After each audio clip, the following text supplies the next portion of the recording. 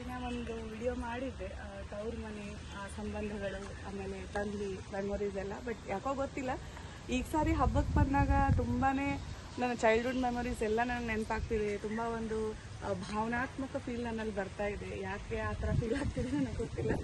But every ಟೈಮ್ಗಿನ ಈ time ನಂಗೆ ತುಂಬ ಅಂದರೆ ತುಂಬ ಒಂಥರ ನನಗೆಲ್ಲ ಮೆಮೊರೀಸು ಕೂಡ ನೆನಪಾಗ್ತಿದೆ. ಚಿಕ್ಕವಳಿದ್ದಾಗಿಂದು, ಆಮೇಲೆ ನಾವೆಲ್ಲರೂ ಒಟ್ಟಿಗೆ ಇದ್ದಿದ್ದು.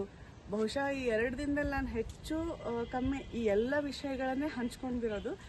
ನನ್ನ ತಂಗಿ ಹೇಳ್ತಾ ಇದ್ಲು, ಬರೀ ಇದನ್ನ ಮಾತಾಡಕತ್ತಿ ಅಂತ ಹೇಳಿ.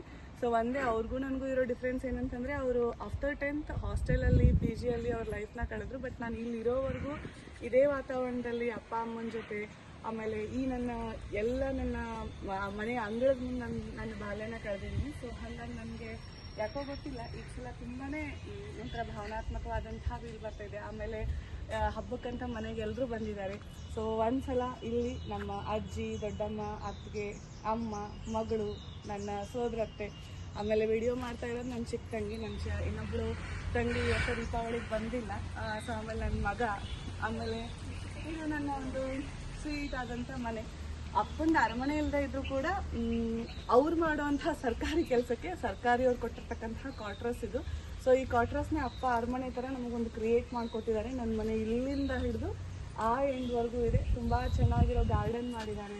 ಸೊ ಇದನ್ನು ಮೇಂಟೈನ್ ಮಾಡೋದಕ್ಕಂತ ಒಬ್ಬ ಅಜ್ಜಪ್ಪ ಅಂತ ಹೇಳಿ ಬರ್ತಾನೆ, ಅವ್ನು ತುಂಬ ಚೆನ್ನಾಗಿ ಮೇಂಟೈನ್ ಮಾಡಿದ್ದಾನೆ. ಆಮೇಲೆ ಈ ಕಡೆ ಎಲ್ಲ ಬಂದರೆ ನಮ್ಮ ಬ್ರೂಣಿ ಅಂತ ನಮ್ಮದೊಂದು ಡಾಗಿ ಇತ್ತು. ಸೊ ಅದರ ಮನೆ ಇದು, ಆ ಬ್ರೂಣಿ ಮನೆ ಇದು.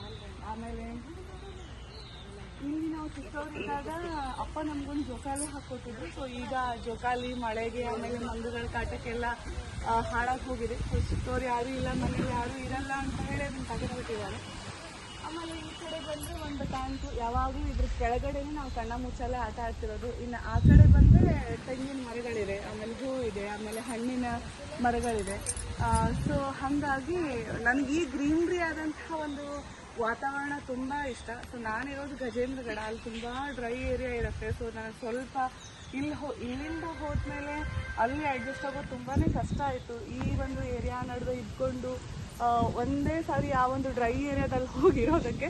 ಬಟ್ ನನಗೆ ಈ ಥರದ ವಾತಾವರಣ ನನಗೆ ತುಂಬ ಇಷ್ಟ. ಸೊ ಹಾಗಾಗಿ ನಾನು ಇಲ್ಲಿ ಬಂದಾಗ ಒಂದ್ಸಲ ನಾನು ಒಂದು ಅವರು ಕಟ್ಟೆ ಮೇಲೆ ಕೂತ್ಕೊಂಡು ಹೋದರೆ ಎಲ್ಲ ಗ್ರೀನ್ರಿ ನನ್ನ ಕಣ್ಣಲ್ಲೇ ಕ್ಯಾಪ್ಚರ್ ಮಾಡಿಕೊಂಡು ಅದಾದಮೇಲೆ ಸಮಾಧಾನ ಆದಮೇಲೆ ಒಳಗಡೆ ಹೋಗೋದು. ಸೊ ಊರಿಂದ ಎಲ್ಲರೂ ಬಂದಿದ್ದಾರೆ. ನಮ್ಮ ಕಡೆ ಒಂದು ಸ್ಪೆಷಲ್ ಇರುತ್ತೆ, ಹಿಟ್ಟಿನ ವಡೆ ಅಂತ ಹೇಳಿ. ಇವತ್ತು